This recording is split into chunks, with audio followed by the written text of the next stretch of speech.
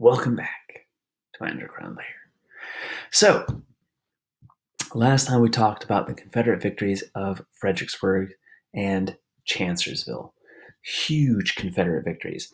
In both of those cases, the Confederate Army was much smaller than the Union Army, and yet still under the leadership of Robert E. Lee and one of his subordinate generals, Stonewall Jackson, they managed to win.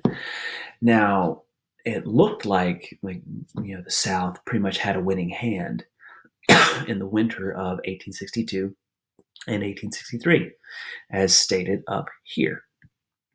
However, there are several factors that kind of turn against the South.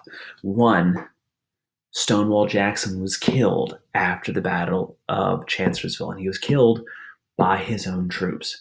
Not because they hated him. The battle lasted well into the night. And as Stonewall Jackson was coming back to camp, a nervous Confederate soldier shot him. So the Confederate Army lost one of its best generals, Stonewall Jackson. Secondly, the war was starting to enter its third year. And the thing about it is the Confederate Army was still losing, still having tremendous casualties in every battle, and they could not sustain it. Another thing is that Lee was starting to get overconfident in so many different battles and engagements. He's outnumbered troops, outmaneuvered, outflanked the Union equivalent. He was just winning battle after battle. We're not talking about the Western theater, like in, Mississippi and Western Tennessee and that place. That's Union victories happening there. But in the East, Lee was king, pretty much. And so he said, you know what? If we have one huge, crushing defeat of the Union Army, we can completely demoralize the country. They'll sue for peace. And then the war will be over. We'll have the Confederate States of America free and clear, so to speak.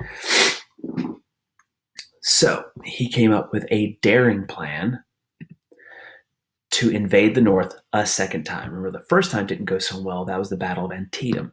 His second invasion of the North was going to be his swan song. It was going to be his just magnum opus, his greatest achievement to crush the Union Army. Because if he could lure the Union Army into open combat, destroy them, then Washington, D.C. would be open to attack. He could sweep around, seize the capital, seize the president, and then the North would lose their spirit for warfare. Well, they didn't count on a few things. One, in 1863, they had a surge of recruitment from African Americans because the president finally signed an act that allowed black soldiers into the Union Army. And by the end of it, nearly 10% of the Union Army was made up by black soldiers. Very impressive. There were almost 200,000. And remember, by the end, almost 2 million soldiers were enlisted into the Union Army.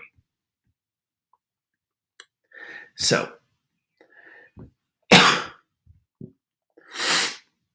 here we have that kind of back and forth, like, should Lee invade? What was it to?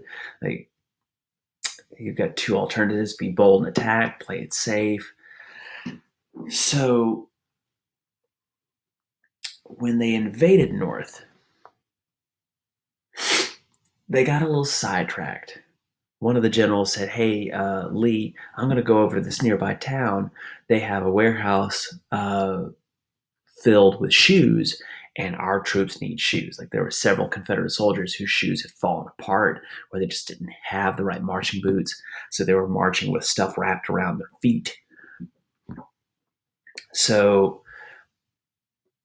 they went into this town to requisition some footgear, and then that little town was the town of Gettysburg.